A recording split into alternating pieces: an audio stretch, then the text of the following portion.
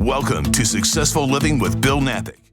Every week, we talk with interesting people in a variety of professions for ideas to enhance your success in all aspects of life. Successful Living with Bill Napick starts right now. Here's Bill Napick. Hey, everybody. Welcome to the show. It's Successful Living with Jenna, Jackson, and Bill. Jenna's here, and she's brought tremendous guests, as always. So once again, a special edition.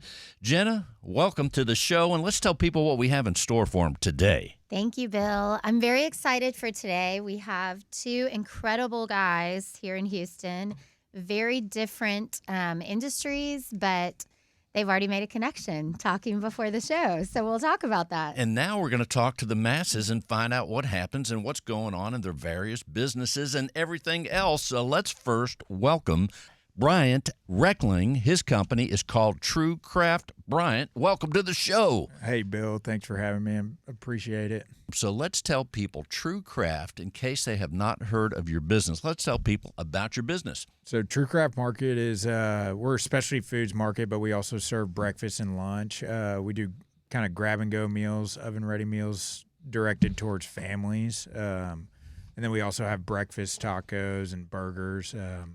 We do a really good cheeseburger. We always have a different special every day. We do lots of different kind of high-quality cooking where it's everything's made from scratch, and we really put an emphasis on the ingredients that we're using. So there you are. We've painted the picture. Everyone's getting hungry once again.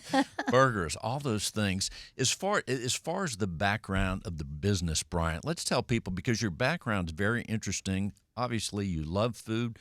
A lot of what you do today is a result of traveling and your adventures. Let's talk a little bit about that as well. Yeah, so I grew up, I come from a family of 5 boys, so my mom was always cooking. And Everybody's hungry. I'm like, yeah. Oh, my God. So our family was always cooking growing up, and I just kind of, from a young age, I took a liking to it, and then I went to TCU, and I started cooking more and more for my roommates and whatnot, and then I ended up actually started working in restaurants for the Mandolas at their fast casual restaurant called Pronto back in college, and I just kind of fell in love with it, and so when I got out of college, I worked for a caterer here in town, and I worked for him for about maybe 6 or 8 months, and I said I could do this on my own, and so I started a little barbecue catering with kind of family directed like backyard barbecue type stuff. And I did that for a couple of years. And then I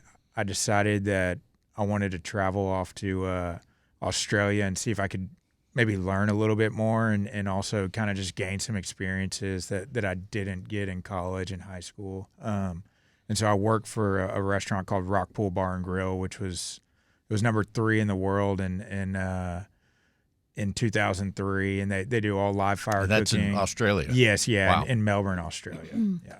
That's fascinating. I mean, why did you choose that path instead of, culinary school or somewhere here in Texas? Or talk to me about that. I think that's so cool. So I spent my time, obviously, or I spent 4 years going to like an actual university, and I'm not a school person, so I wanted to go get more hands-on training, and I felt like that I couldn't find the right person to kind of mentor me in Houston, and so we just decided to kind of take a leap, and it was actually one of the best decisions that I've made. It was really just kind of a life-changing experience. It helped me grow up a little bit and kind of figure out exactly what I wanted to do with my business and my life, and both personally and professionally.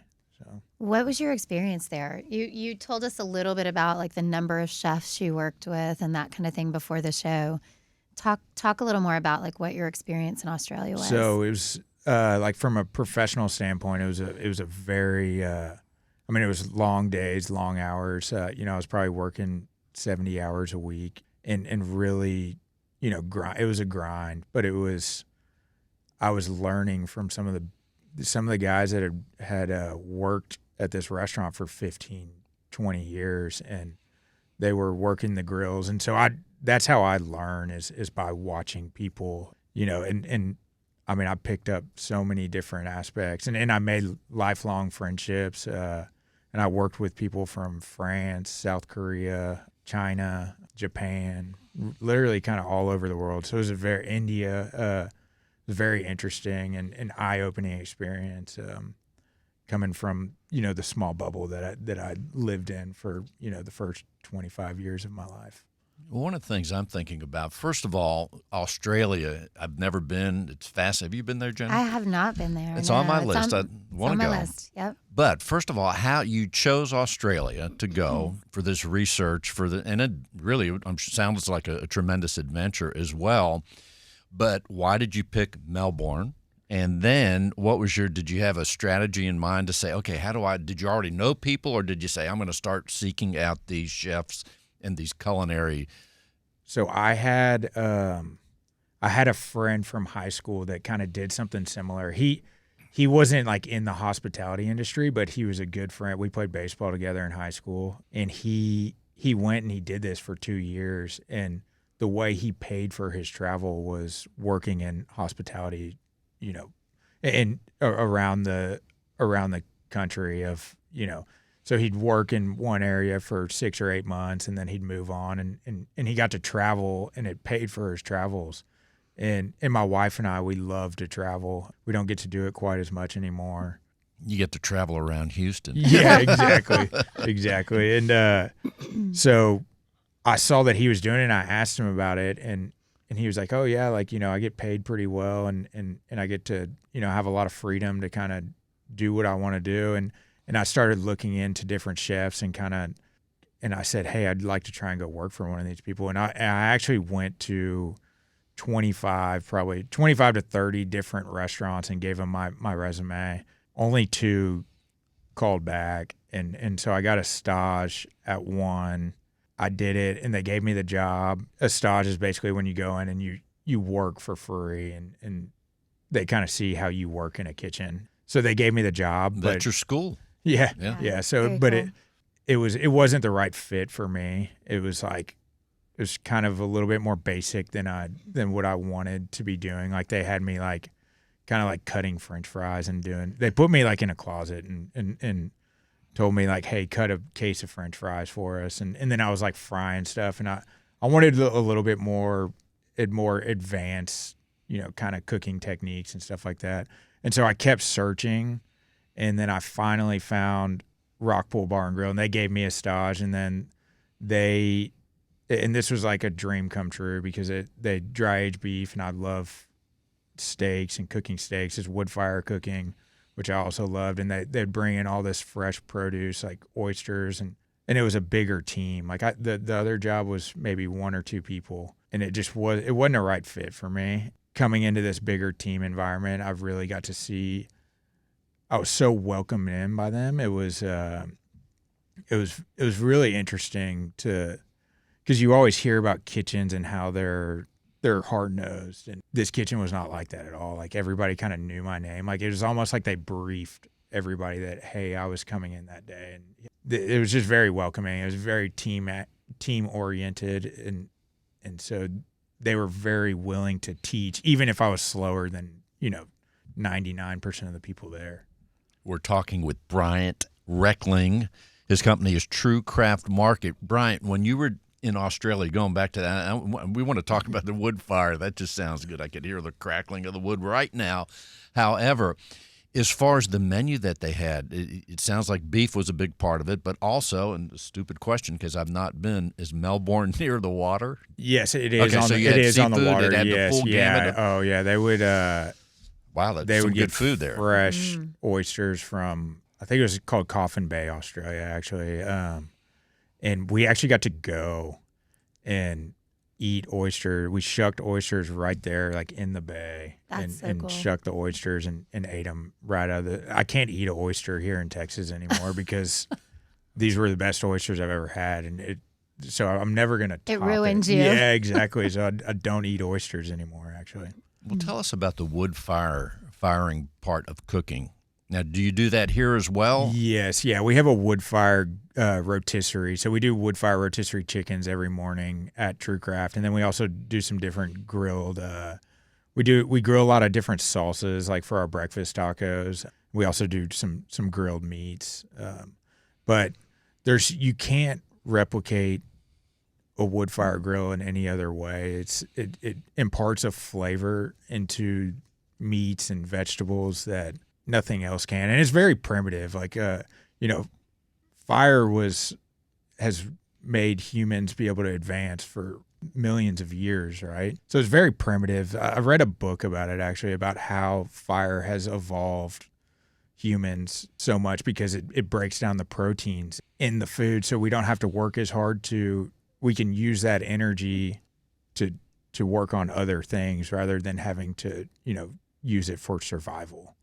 What kind of wood do you use? We use a oak wood. It's all local, but it's all seasoned. You season it for 9 to 12 months probably, and you got to make sure it's not green because like yesterday, downpour, and if you have green wood, it won't. No good. Yeah, exactly. So, well, I got to ask this. I don't know if anyone else is interested in this part, but a selfish question. You mentioned steaks, fires, and those sorts of things. Let's say, forget the business part of your world. Let's say you want to cook a steak at home.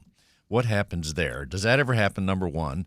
And then how do you cook your steak? Give us a steak cooking tip, please. It does happen. Maybe I used to probably eat a steak a week, but I've kind of cut it back a little bit. I probably eat maybe 2 steaks a month, but if I can, I try and source it. I have a farm or a ranch that we'd work with out of Midland. It's called Scarborough Ranch or Midland Meat Company. They've got a storefront there, and they're a really great beef producer. It's all Hereford and Wagyu cross, but I prefer to grill it just as hot as I can get my fire.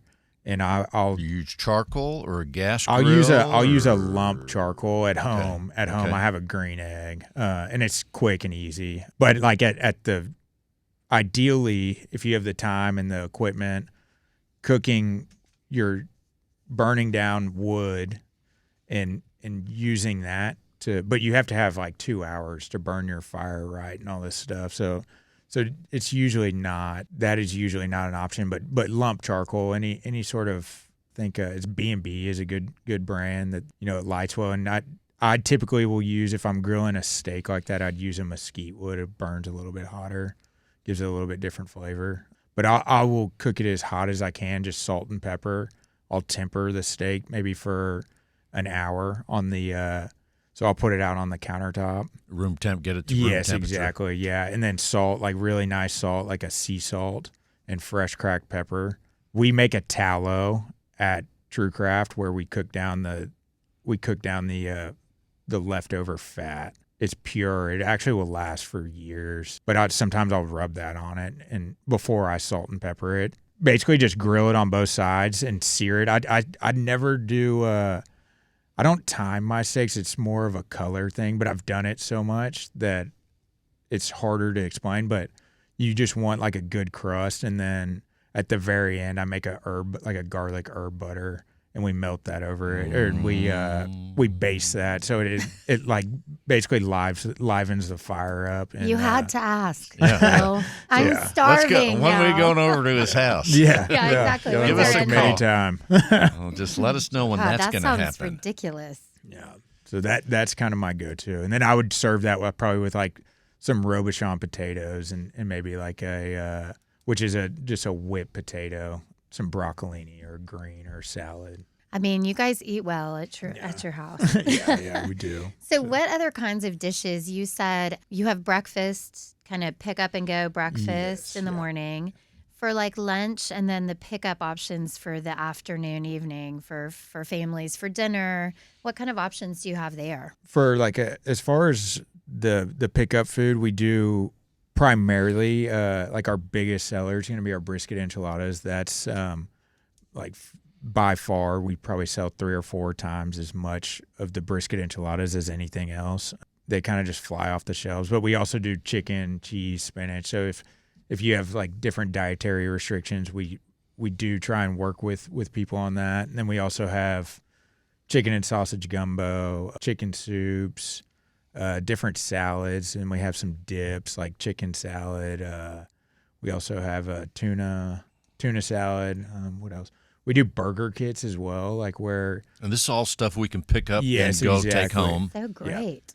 So like if you're, busy mom or dad and you've got 3 or 4 kids, you could come pick up a burger kit and everything's pre-portioned. All the lettuce and onions and tomatoes, everything is that's all going to be cut, and we give our sauce. So it's basically having our burger, but you just finish. You cook the patty there at your house and toast the bun.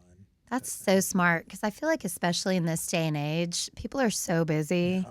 They would love to come sit and eat a nice meal, but there's no time, right? Yeah, but there's also not time to cook a great from scratch meal. Exactly. And it's not for kind me. of part of our mission is to like bring people back to the dinner table. Like when I was growing up, my mom cooked every day, and we would sit around the dinner table and we'd discuss our day. And our culture has kind of lost that a little bit, where there's not as much of that family unit like that as like it was in the past. And when there is, everyone's looking at their phone. Exactly. Yeah, exactly. Unfortunately, we all have to put our the phones down, right? Yeah. But you have to make it happen, because we used to make our kids do that, and then they would get upset with us because they're like, well, why do you get to have your phone? You're still looking at, right. texting, whatever. Well, people are probably wondering right now, where can they go? The address is 1024 Campbell Road. So they can pick up the burger kit. They can pick up all the items, the brisket enchiladas right there. I'll be doing that today. I'm going to be stopping by as well. 1024 Campbell Road. The company is True Craft Market, truecraftmarket.com. Yes, sir.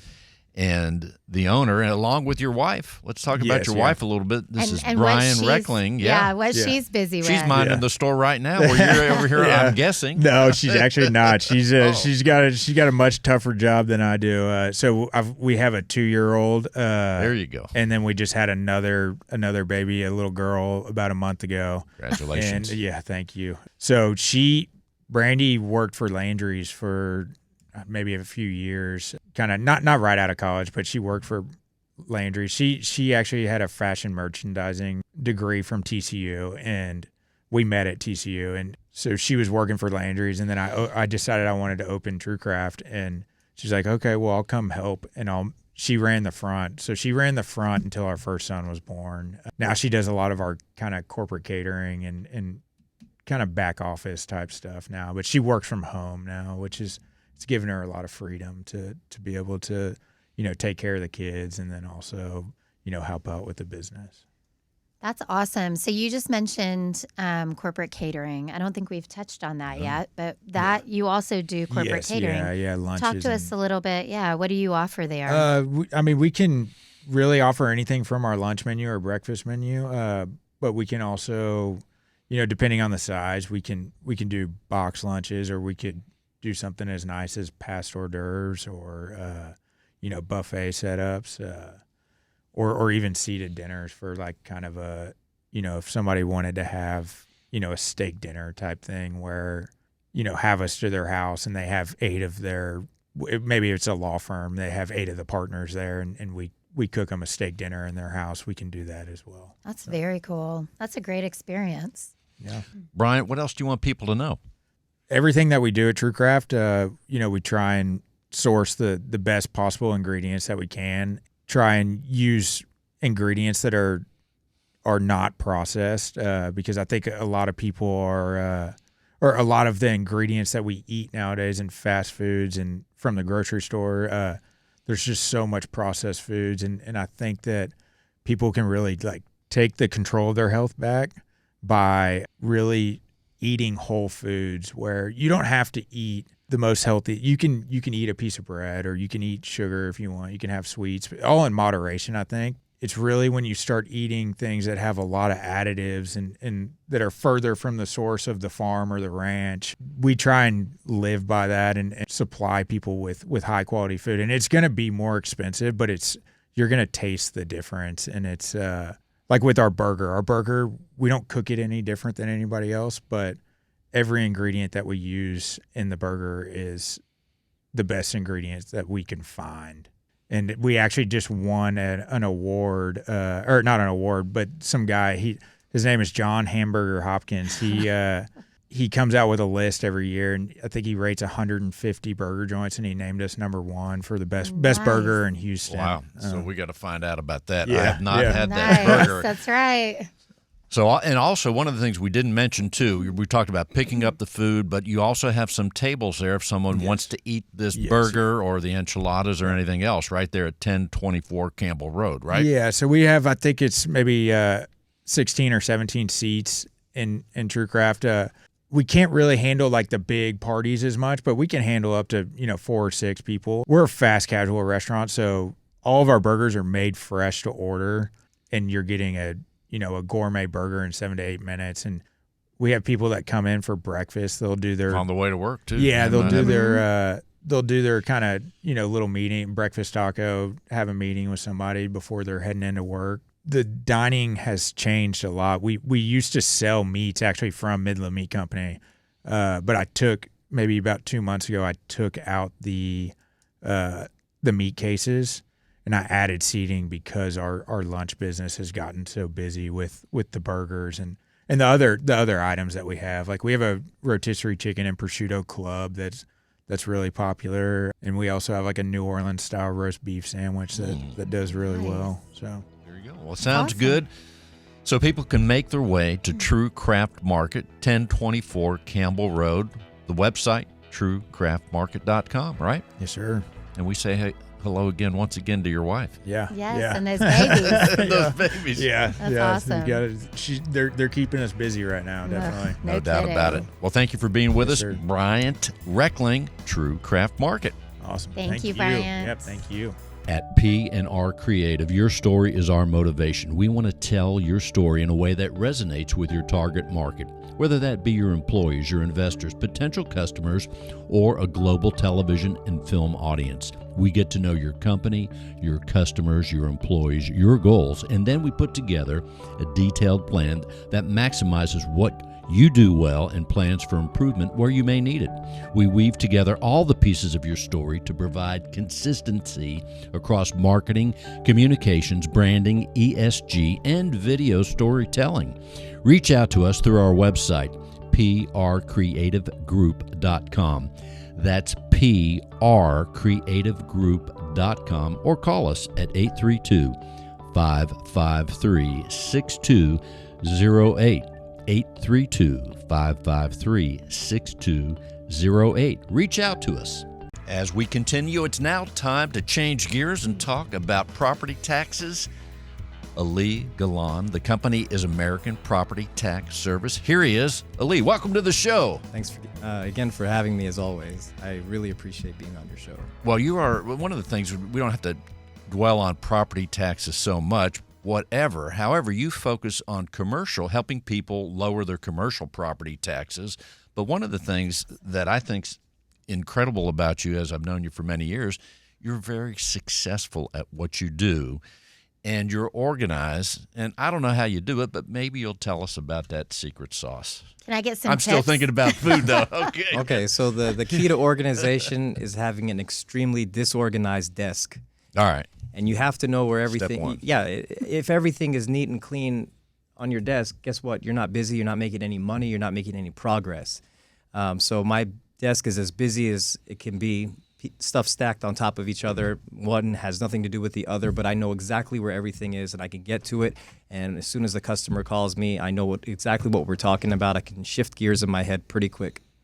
There you go. That's there's a tip I've not heard You know yet, what? Jenna. This is a new one on me. As a small business owner, I'm taking note. I have the messy desk down. So what's step 2? Step two. What gets you going on Okay. days where you know? Well, if we're talking about success, in this day and age, we live in 2023 right now, and as fast as everything is moving, Yep. I think the key to a successful business, and you can check my Google reviews and Yelp reviews and Facebook reviews, is the communication. You have to communicate with your client. They're calling you, they have a burning question, you have to respond. Guess what? If you're not responding, somebody else happily will respond for you, and Yeah. you'll lose the business. And you just have to have this hungry appetite I have to do better this year. I have to do better this year. Before you know it, you look behind you. You're like, I've been dominating every year and growing at 15, 20%, and those are amazing. big numbers. Yeah, Especially in the last few years with this wacky environment that we've had. It's impacted everything. Certainly business. even eggs. Oh my God! Don't get me started. I mean, Eggs and ice cream. Those are the tripled cost in of price. groceries right now is so insane. I know. Well, I could do with the egg increase, but I didn't know about ice cream. Now I'm worried. Are you serious? It You're was in trouble, it was Bill. $9 for a half a gallon of Bluebell at HEB. I'm not saying that they're expensive. It's just that's one of the ingredients is obviously That's right. eggs to make Right. and everything goes up. Fuel costs go up. Inflation goes up. People want to get more a little bit more money. Their employees obviously asking for more money because everything has gone up, so they're going to have to increase their product price, and that's going to affect everything across the You board. triggered my curiosity. How often are you out there buying ice cream, and what flavor do you buy? Okay, so What flavor do you get the most? My favorite personal ice cream is the pecan praline ice cream. That's just like when you get that small bit of praline in the back of your mouth and you crunch on it, and you got that nice smooth vanilla flavor of the ice cream, and that's just the best. But my kids are in love with Rocky Road, marshmallows, nuts, chocolate. I mean, they just want it all in one bite. I love There it. you are. So we started with the main Oh my courses. God, Now oh my we're God, now I we're know. in dessert aisle. So you're gonna stop by and get rotisserie chicken at True Craft, and then A half ice cream gallon for of- dessert. Yeah, I don't know which one's going to cost more. Yeah, possibly the ice cream. Then. That's awesome. So you're talking about though, the world has changed. Prices are going up. Things are still a little bit wacky. Thankfully, everyone's getting back to business, but your clients come to you because they want to save, right? Yes. On one of the biggest ticket items that we all have, property taxes. Talk us through that a little bit. Okay, so a lot of people actually don't think about property taxes until real estate starts going crazy. When real estate starts going crazy, well, one of the biggest taxes you have to pay is property tax, and that's due at the end of the year or the end of January 31st, which is the deadline to pay your property taxes, which is creeping up pretty closely right now. So the last day, I just want to get this on the air, a little free information. What is it called? Public service Public service Yeah. announcement. So your property taxes for 2022 are due Tuesday, January 31st. Okay, make sure it's postmarked by that day, paid online. You can do an e-check online to pay your taxes. Anything after that, you're going to get hit with 7% interest and penalty, and nobody wants that. So wow. This is for our home and home, or business, our business, everything any that kind you of have. property Any tax. kind of property tax you have, it is due Tuesday. So make sure you pay it. Now, you were asking me what do they come to me with? How can I help them? Well, we offer a variety of services. We're a full compliant property tax company, and what that is we handle everything from filing the business personal property tax rendition, which basically if you own a business, your furniture, fixtures, machinery, equipment, inventory, even the gentleman that was just on earlier, he's got one in the mail that he has to fill out, letting the county know how much to tax him on his desks, computers, inventory. There's a tax for that. There's a property tax for that. This microphone that you're using to create revenue, there's a tax for that. So they fall into different categories. And right now is the season for filing that tax return. It's called a business personal property tax rendition. That's due April 15th. Then the next step after that is the real estate tax. The real estate tax is basically your property tax. Your property taxes, they can be protested. You can protest them if you'd like. And that due date is May 15th. And people come to us, like from now until, mid-April when they're receiving their new values for 2023. And they're like, this is outrageous. This value is way too high. Can you help me? And how much do you charge and all this other stuff? And I tell them this. I said, listen, I can't guarantee you I will save you one penny, but I can guarantee you this. I don't advertise. I don't even have a website. Okay, I really don't. I'm a boutique firm. People call me because they've been referred to me by someone who's I've done really well for. And that number continues by 20% every year. So obviously my clients are I happy. got in there at the right time. You sure did. Probably the best client you I have have. it in. This client takes me out to lunch as a You're bonus. on the radio, Yeah, All and that. on the radio. That's all Exactly. kinds of exposure. But yes, they will call me and they'll say, what kind of success can you guarantee? I'm like, well, there's no guarantee of success. I calm them. I ask them. I said, the $1 million that they valued your property, would you sell it to me right now for $1 million? And they're like, yeah, absolutely. Well, that tells me there's a problem, you know? Or if they say, no, I won't sell you it for $1 million. No way. It's worth at least 1.5. And I tell them, well, if it's at least worth 1.5, there's no real reason to wake the sleeping giant. Just don't protest it. If your value is severely overvalued, if your market, your current area, the market that you operate in is experiencing a drop in real estate values due to, you know, any kind of outside influence, then yes, I need to know about it. And I probably already know about it. That's why I kind of interview each client, make sure that they're going to get the best possible shot at it. That's so interesting. So you specialize in more of the commercial property. I do some real estate. residential because every now and then the commercial real estate owner or the industrial chemical plant owner, they live in a house, right? So they're like, can you please do my house? Yeah, they don't Right. want to And- go to another company or Right. another. They've Yeah, already they got want it. to keep everything in-house, and usually I just throw that in there at no charge. And I started doing, I mean, my basis was residential. That's all I knew. That's all I lived and breathed was residential. And I know everything about it. I know exactly what the county wants from you as far as evidence, and I know what to give them. And I've established relationships with the appraisers there, and, you know, I don't get emotional with these accounts, and, you know, we work through them very smoothly. I offer the comps that I'm using or any other outside influences, maybe some estimates of damages to the property or something that the county does not know about, you know, and I present them with that information, and I'm able to get a reduction.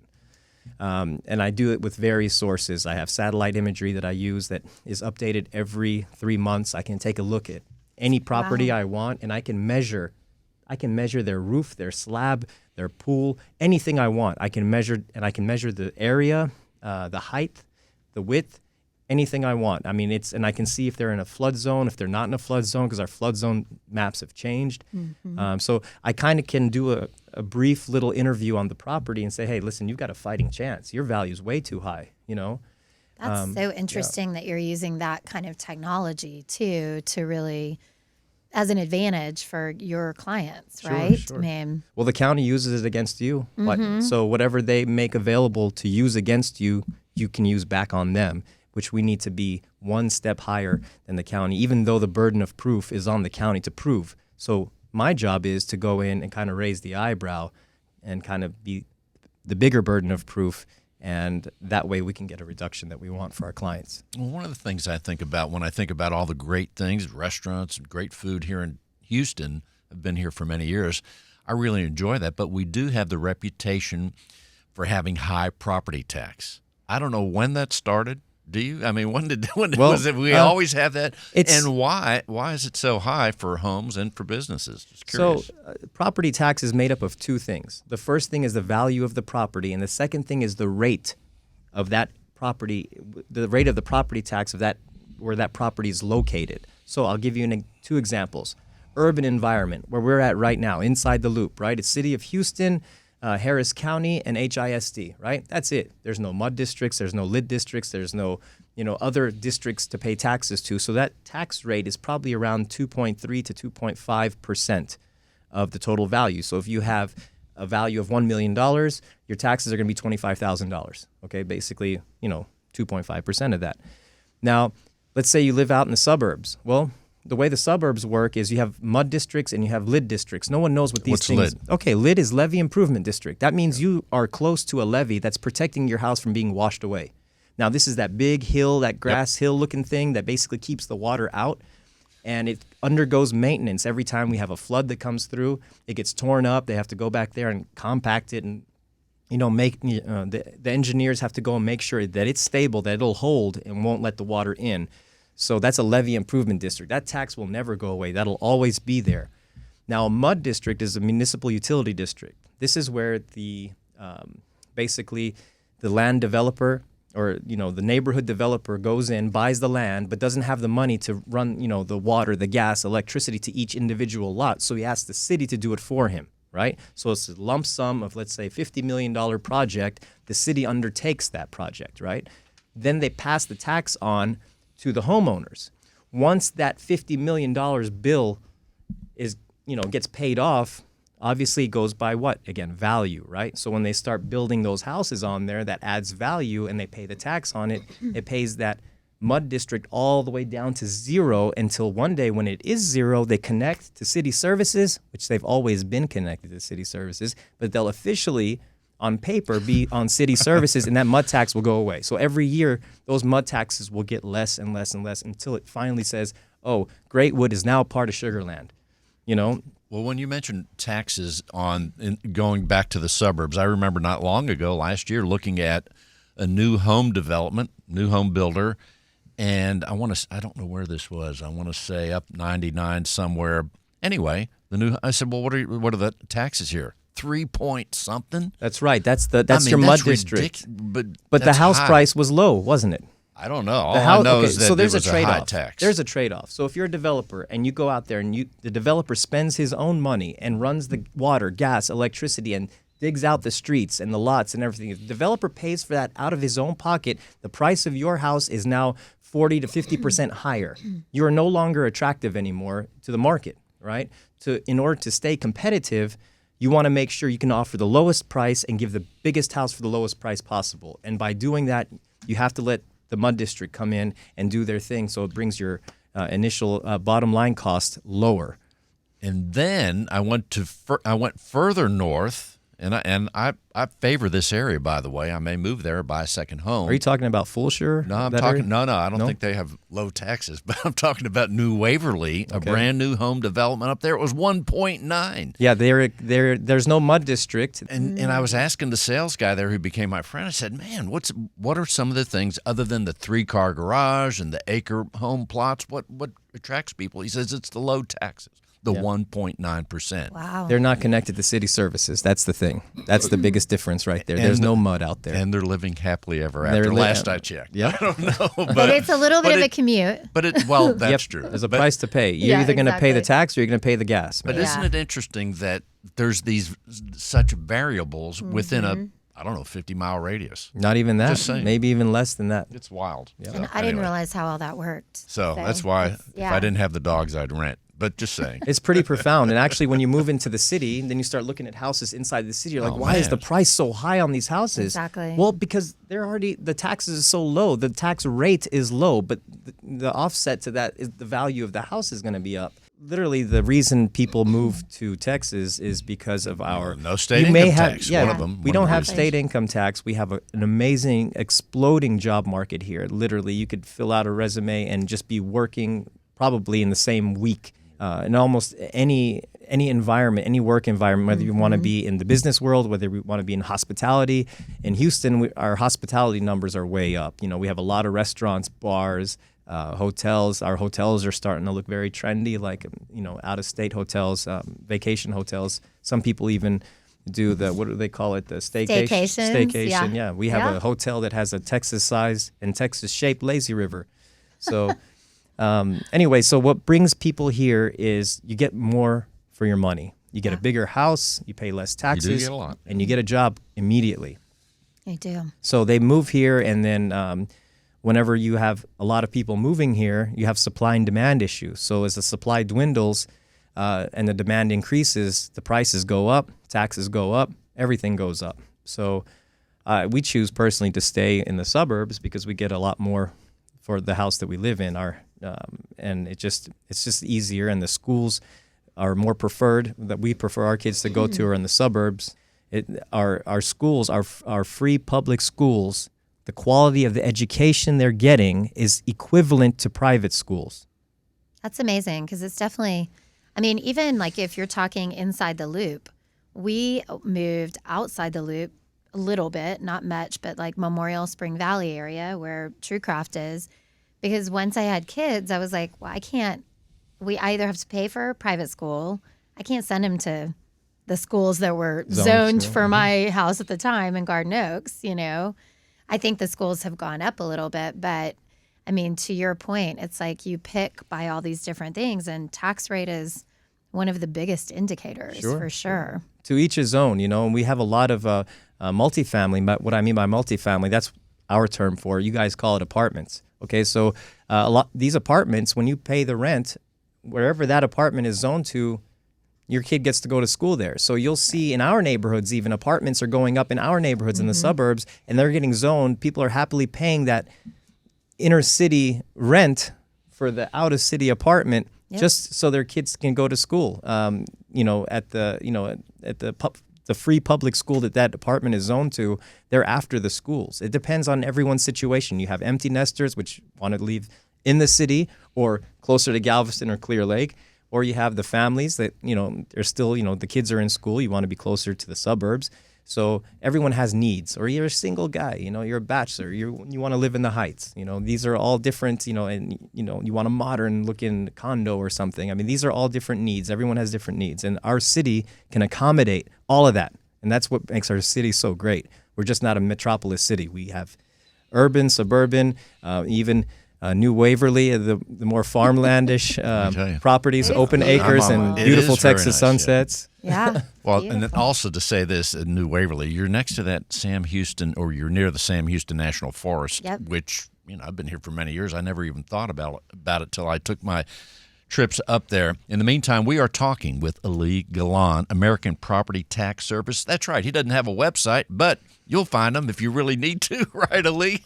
Yeah, it's easy. You can pick up the phone and give me a call. Our office number is 281-240-0101. If you hit any of the extensions, someone's going to be able to help you out.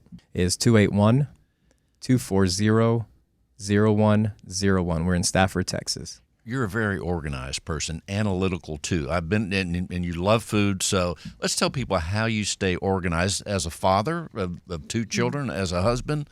How do you do it? You're juggling, and your parents are also tremendous as well. Thank you very much. I appreciate that. Well, of course, I work for my father. My father started the company in 1981, and here we are today. But as far as getting to my own personal life, as far as the secrets of success, there's nothing better than waking up around 6 to 6:30 in the morning, making breakfast and lunch for your daughter and your son. And in the meantime, I'm making myself my little coffee drink, whether it's hot or cold that morning. It just, it doesn't matter. One day it'll be hot, one day it'll be cold. And then I'll hit the gym. I cannot live without the gym. I go to an amazing gym named BNKR Bunker out in Sugarland, Richmond area, and we do CrossFit-like exercise, and that really gets my mind moving, my blood pumping, and really just stimulates me enough to where I can come home, take a shower, get to work, and get after it. If I lose any of those little pieces of my success, that leads me to success, then I don't know where I'd be right now. And before we close this segment, one other tax tip. What else you got? Okay, so if you're planning on protesting your own property taxes, I recommend. Good luck. Yeah, no. Call me. No, first of all, nobody knows the property better than the property owner. Some people are very hands-on and like to get things done themselves. And to you that are listening that like to do that, I recommend 3 things. Okay, first of all, know your deadline dates, when to file certain things. Second of all, make sure you're fully prepared with your evidence. Make sure you always carry 5 copies of your evidence with you, because you don't know if you're going to go to the board or you're going to just go to the informal. You don't know where you're going to settle. But the highest level that you would settle at would be at the board level, and you're going to need 5 copies of that evidence. Make sure your evidence includes sales. Make sure it includes pictures, condition pictures, estimates. And the last thing I can tell you is, please be kind and respectful to the people that you're working with. Do not get emotional. State your facts. If you don't get what you want, there's always the next step. Some good advice. I think I would pick up the phone and call you instead. The number again is? It's 281-240-0101. Thanks for being with us. Awesome. Thank you. You're very welcome. At P&R Creative, your story is our motivation. We want to tell your story in a way that resonates with your target market, whether that be your employees, your investors, potential customers, or a global television and film audience. We get to know your company, your customers, your employees, your goals, and then we put together a detailed plan that maximizes what you do well and plans for improvement where you may need it. We weave together all the pieces of your story to provide consistency across marketing, communications, branding, ESG, and video storytelling. Reach out to us through our website, prcreativegroup.com. That's prcreativegroup.com, or call us at 832-553-6208. 832-553-6208. Reach out to us. So here we go. Jenna Jackson, Successful Living with Jenna Bill. That's what I say. In the meantime, Jenna, let's tell people they hear the promo in between the spots, but also P&R Creative. You're out there helping people in a tremendous way right here in Houston, Texas. Tell them what you do. Thank you, Bill. So really the core of what we do is telling your story. No matter what kind of business you are or Any nonprofit. kind. Yeah, we do a lot of work with nonprofits. My history, as you know, was started in video. I was a television producer for 15 plus years at CBS in New I York. was going to say a real small company no one's ever heard of, like CBS. Okay, Yep. yeah. And, have continued to work in television production over the years. But as our company grew, our customers really wanted storytelling of different kinds. We're such a digital world. We still use a lot of video, but we also, as everyone we've talked to today knows, social media is so big, when it comes to promoting your brand. There's radio, there's television still, there's branding, which a lot of people sort of take for granted. You see like the KPRC logo behind me, a lot of thought went into that. The colors, the feel, the look, the recognize. It's a great logo, too. It is, and you recognize it instantly. It's very Texas, so. Yeah, this is not Hawaii. This is not Hawaii radio, people, although Just you might be saying. able to hear it in Hawaii. They I can don't hear know. us there. Yeah. So we have a lot of fun. We have a lot of different businesses. We do a lot of restaurants. We have some awesome clients that we've had on the air here, Jonathan's The Rub and Federal Grill.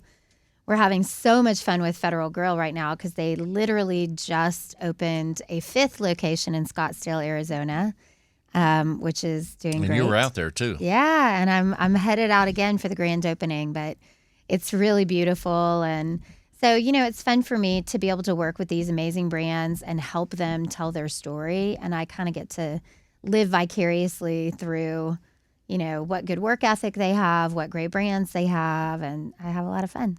And as I look out the window and think about Houston and all my experiences here, there are so many stories to tell. There are so many Really, for real. stories. There are.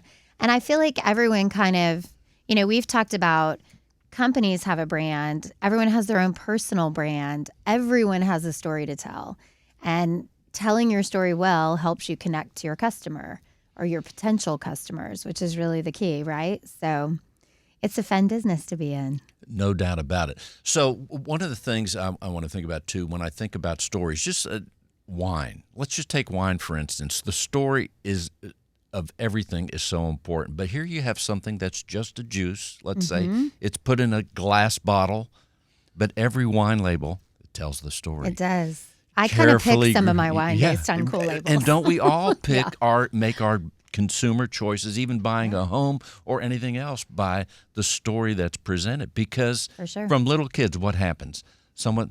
They're reading your story to bed or something. Oh, what happens next? So that's just, and before, as Bryant talked about fires, people sat around. What did they do when they sat around the fire with no electricity? Telling stories. They're telling stories. That's life. That's the human experience from day one and from thousands of years ago. Yeah, no, it totally is. I think especially as our culture has evolved, we've all been through COVID together. Society is kind of coming back in a big way, which I love to see. Business is coming back. But I think, the core of what everyone has in common is everyone has a story. And everyone wants to know what your story is. Like, people are fascinating. They all have different backgrounds. I mean, True Craft, having Bryant on the show, it's near my house. We had gotten, burgers there before, so I knew it was great. Had no idea he basically went to Australia About that. to learn his craft. How cool is that? Like, it's just fun getting to know these people's stories. So. And in fact, you're in your profession, in your world, in your niche, in the business world right here, and all the people you're the only company of its kind that has a connection and a platform on KPRC Radio. Well, I mean, one of the top talk stations That's a in tongue Houston. twister. Yeah, for me, it is. Yeah. Thanks to you, Bill. But yeah, I do. I mean, you're no. providing this platform that no one else really does, and it's fun, but also it gives everyone a platform to talk about what they do. Yeah, it's a great way. I mean, look, there are so many mediums out there, and everyone gets their information, news, stories, Podcasts and all in that. a different format, right? There are so many going on that you really have to make available to your clients and your customers different ways to get their story out there. And this has been very effective. And it's been this and nothing against the podcast. If I didn't do this, sure, I'd do a podcast. My dog can do a podcast. Right. Easy price of entry. But the beauty of this is it's like you're sending the word out. We don't always know. Most of the time, we don't know who's listening. But it lands on all these different ears. Yep. And in the case of when we put it on YouTube, the eyes as well. So Yeah. to me, that's very exciting, just not knowing and sending the message out there.